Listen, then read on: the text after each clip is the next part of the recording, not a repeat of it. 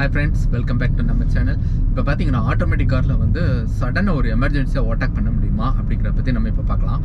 So என்னோட car வந்து பார்த்தீங்கன்னா ஹுண்டாய் ஆரா எஸ்எக்ஸ் ப்ளஸ் AMT. ஸோ இந்த காரில் வந்து இப்போ நான் வந்து ஒரு வண்டியை ஓவர்டேக் பண்ணிட்டு இருக்கேன். ஆப்போசிட்டில் ஒரு வண்டி வருது. பட் ஓவர்டேக் பண்ண முடியாத சுச்சுவேஷன், எவ்வளோ ப்ரெஸ் பண்ணாலும் போகாது அப்படிங்கிற கண்டிஷனில் ஸோ எப்படி அதை ஓவர்டேக் பண்ண முடியுமா ஆட்டோமேட்டிக் காரில்? இப்போ மேனுவலாக இருந்தால் பார்த்தீங்கன்னா டக்குனு கியர் டவுன் ஷிஃப்ட் பண்ணிக்கலாம். ஸோ பண்ணிக்கிட்டு நம்ம வந்து ஆக்சிலேட்டர் கொடுத்தா சல்லுன்னு மேலே ஏறி போயிடும். ஆனால் இதே இது ஆட்டோமேட்டிக் காரில் வந்து அப்படி முடியுமா? ஸோ ஆட்டோமேட்டிக் காரில் வந்து நான் என்னோடதை வந்து மேனுவல் மோட் இருக்குது. பட் நான் மேனுவல் மோடில் போடல, டிரைவ் மோடில் தான் போட்டிருக்கேன். ஸோ ஆட்டோமேட்டிக் மோடில் தான் இருக்குது. இப்படி இருக்கிறப்ப வந்து எப்படி நம்ம ஓவர்டேக் பண்ணலாம் அப்படிங்கிறத பார்க்கலாம். இது வந்து ஒரு ஹிடன் ஃபியூச்சர். ஸோ இது வந்து நான் கமெண்டில் கார் எடுக்கும்போது கூட ரெப்ரசன்டேட்டிவ் கூட அதை பற்றி எக்ஸ்பிளைன் பண்ணல. பட் நான் ரியலாக வந்து அதை அனுபவித்தேன் ஒரு எமர்ஜென்சி டைமில். ஸோ இதை வந்து கண்டிப்பாக நீங்கள் தெரிஞ்சுக்கிறது நல்லது. இதை வந்து நான் இப்போது லைவாகவே நான் உங்களுக்கு டெஸ்ட் பண்ணி காட்டுறேன் எப்படின்னு.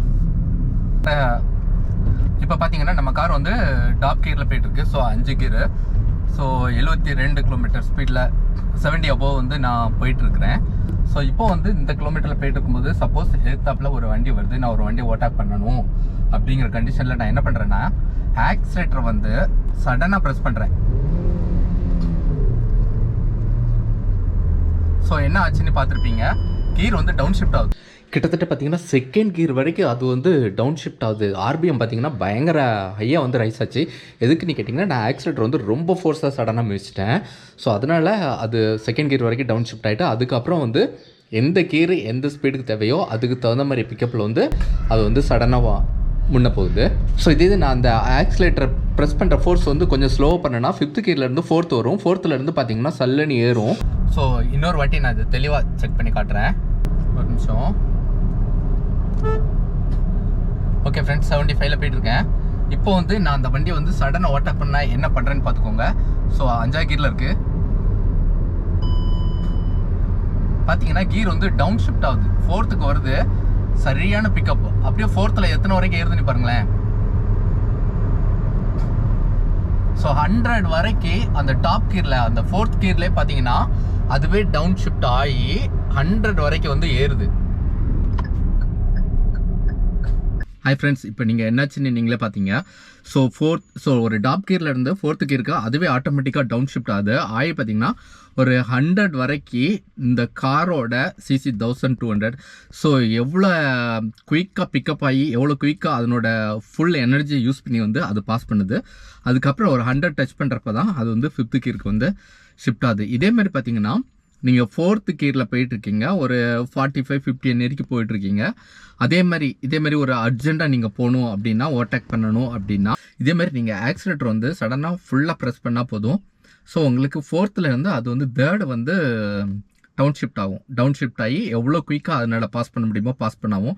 ஸோ இது வந்து ஒரு நல்ல ஃபீச்சர்ஸ். என்னென்னா நம்ம யூஸ் பண்ணுறது வந்து AMT கியர் பாக்ஸ். அதாவது ஒவ்வொரு கியருக்குமே பார்த்தீங்கன்னா ஒரு சின்ன டிலே தெரியும். நம்ம மேனுவல் கியர் ஷிஃப்ட் பண்ணுறப்ப எப்படி டிலே இருக்குமோ, இப்போ 1st gear to 2nd gear பார்த்தீங்கன்னா ஒரு டிலே இருக்கும்.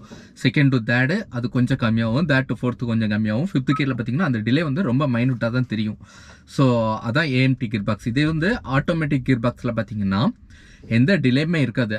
ஆக்சுவலாக இந்த ஹோண்டா சிட்டி அந்த மாதிரி கார்லாம் பார்த்தீங்கன்னா ஆக்சிலேட்டர் ப்ரெஸ் பண்ணால் அப்படியே சடனாக ஏறிக்கிட்டே இருக்கும், எந்த டிலேயுமே தெரியாது. அது வந்து ஆட்டோமேட்டிக் கியர் பாக்ஸ். அதாவது நம்ம ஆக்டிவா ஸ்கூட்டர்லாம் ஓட்டுறோம்ல, ஸோ ரைஸ் பண்ணால் போதும் போய்கிட்டே இருக்கும். இது வந்து AMT கியர் பாக்ஸ் என்னென்னா ஜஸ்ட்டு நம்ம மேனுவல் கியர் பாக்ஸாக இருக்கும். பட் என்னென்னா கியர் ஷிஃப்ட் பண்ணுறதுக்கு அடிஷ்னலாக ஒரு மோட்டார் மட்டும் ஃபிக்ஸ் பண்ணியிருப்பாங்க. அந்த மோட்டாரோட ஃபங்க்ஷன் என்னென்னா ஒவ்வொரு கிலோமீட்டருக்கு தகுந்த மாதிரி அந்த கியரை வந்து ஷிஃப்ட் பண்ணணும். ஸோ அதான் AMT கியர் பாக்ஸ். என்னோட கார் வந்து ஆல்ரெடி சொல்லிட்டேன் 1200 cc. ஸோ அதுக்கு தகுந்த மாதிரி பிக்கப்பில் இது ஏறும். ஸோ உங்கள் காரில் வந்து இப்படி ஒரு ஃபெசிலிட்டி இருக்கான்னு நீங்கள் செக் பண்ணி பார்த்து தயவுசெய்து கமெண்ட் பண்ணுங்கள். ஸோ மற்றவங்களும் அதை பற்றி தெரிஞ்சுக்கலாம். ஸோ மற்ற கார் வந்து நான் ட்ரை பண்ணி பார்த்தது இல்லை, இந்த மாதிரி ஃபீச்சர்ஸ் இருக்கா, மற்ற AMT கியர் பாக்ஸ் உள்ள காரில் வந்து இந்த மாதிரி ஃபீச்சர்ஸ் இருக்கா அப்படின்னு எனக்கு தெரில. இருந்தால் நீங்கள் வந்து அதை ட்ரை பண்ணி பார்த்து சொல்லுங்கள். நெக்ஸ்ட்டு இன்னொன்று என்னென்னா, இது வந்து எனக்கு பார்த்தீங்கன்னா கமெண்டில் கூட சொல்லலை. நான் கார் எடுக்கிறப்ப அதனோட ரெப்ரசன்டேட்டிவ் வந்து ஃபுல் எக்ஸ்பிளைன் பண்ணாங்க, என்னென்ன ஃபீச்சர்ஸ் இருக்குது எல்லாம் இது பண்ணாங்க. ஸோ எனக்கு வந்து இப்படி ஒன்று இருக்குதுன்னு தெரியாது. ஸோ இதை நான் எப்போ தெரிஞ்சுக்கிட்டேன்னு பார்த்தீங்கன்னா, தூத்துக்குடி திருச்செந்தூர் ரோடு வந்து சிங்கிள் ரோடு. ஸோ இந்த மாதிரி 4 வழிச்சாலையெல்லாம் கிடையாது. அதில் வந்துகிட்டு இருக்கப்போ ஒரு ப்ரைவேட் பஸ்ஸை வந்து நான் ஓவர்டேக் பண்ணுறதுக்கு பாதி தாண்டிட்டேன். ஸோ பாதியை தாண்டுறேன், ஆப்போசிட்டில் வண்டி வருது.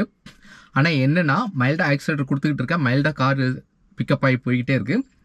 அந்த பிக்கப் வந்து எனக்கு பத்தாதுன்னு தெரிஞ்சு போச்சு. கண்டிப்பாக என்னால் ஓவர்டேக் பண்ண முடியாது, அந்த வண்டி வந்துடும் அப்படிங்கிற ஒரு கண்டிஷனில் நான் கெஸ் பண்ணுறேன். சரி, பிரேக் அடித்து பின்னாடி போயிடலான்னு பார்த்தீங்கன்னா இந்த சைடு பஸ்ஸுக்கு பின்னாடி வந்து ஒரு கார் வந்து தொடர்ந்து வந்துக்கிட்டே இருக்காரு. ஸோ நான் வந்து அந்த பஸ்ஸுக்கு பின்னாடி அந்த காருக்கு பின்னாடி போகணும். அதுக்கும் வந்து எனக்கு வந்து டைம் இருக்குமான்னு தெரில. ஸோ அதுக்குள்ளே ஆப்போசிட்டில் வர்ற வண்டியும் வர வாய்ப்பு இருக்குது. உடனே என்ன பண்ணேன், எப்படியாவது போகணும் அப்படிங்கிற ஒரு பதற்றத்தில் தான் நான் வந்து ஆக்சிலேட்டர் வந்து ஃபுல்லாக மிஸ்ட்டேன். கார் போதா இல்லையான்னு பார்ப்போம் அப்படின்ட்டு. ஸோ ஃபுல்லாக அமுக்கிறேன். டக்குனி 5th கியர்லேருந்து 4th கியர் டவுன் ஆச்சு. வண்டி சல்லுன்னு ஏறிச்சு. லைட்டாக கட் பண்ணேன், வண்டி வந்து முன்ன போயிடுச்சு. ஸோ அப்போ தான் எனக்கு தெரியும் இந்த மாதிரி டவுன் ஷிஃப்ட் ஆகிற ஒரு ஃபீச்சர்ஸ் வந்து ஏஎம்டி காரில் இருக்குது அப்படின்னு. ஸோ நான் ஃபஸ்ட்டே சொல்லிட்டேன், என்னோடய கார் வந்து ஹுண்டாய் ஆரா எஸ்எக்ஸ் ப்ளஸ் ஏஎம்டி. இதே மாதிரி ஃபீச்சர்ஸ் வந்து உங்கள் காரில் இருந்தால் கமெண்ட் பண்ணுங்கள். மீண்டும் ஒரு நல்ல வீடியோவில் உங்கள் எல்லாத்தையும் மீட் பண்ணுறேன்.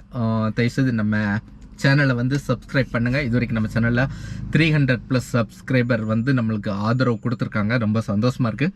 கூடிய சீக்கிரத்தில் வந்து நாமும் வளருவோம். இன்னும் நிறையா ஃபீச்சர்ஸ் வந்து நான் சொல்லிக்கிட்டே இருக்கிறேன். கண்டிப்பாக உங்களுக்கு யூஸ்ஃபுல்லாக இருக்கும். Okay, stay blessed. ஸோ இப்போ வந்து நம்ம டாப் கியரில் போயிட்டுருக்கோம். ஸோ இப்போ வந்து நான் எமர்ஜென்சி ஓவர்டேக் பண்ண என்ன பண்ணுறேன், ஆக்சிலேட்டர் வந்து சடனாக ப்ரெஸ் பண்ணுறேன். பார்த்தீங்கன்னா கியர் வந்து 4th வந்துடுச்சு. அதுவும் இல்லாமல் நம்ம எவ்வளோக்குள்ளே ஆக்சிலேட்டரை சடனாக ப்ரெஸ் பண்ணுறோமோ அவ்வளோக்குள்ளே அந்த பிக்கப் வந்து பயங்கரமாக எகுறுது. ஸோ பார்த்தீங்கன்னா கார் அப்படியே என்னை வந்து பேக்கில் புஷ் பண்ணுது. ஸோ அவ்வளோக்குள்ளே ஒரு பிக்கப் வந்து சடனாக ஏறுது நிஜமாவே.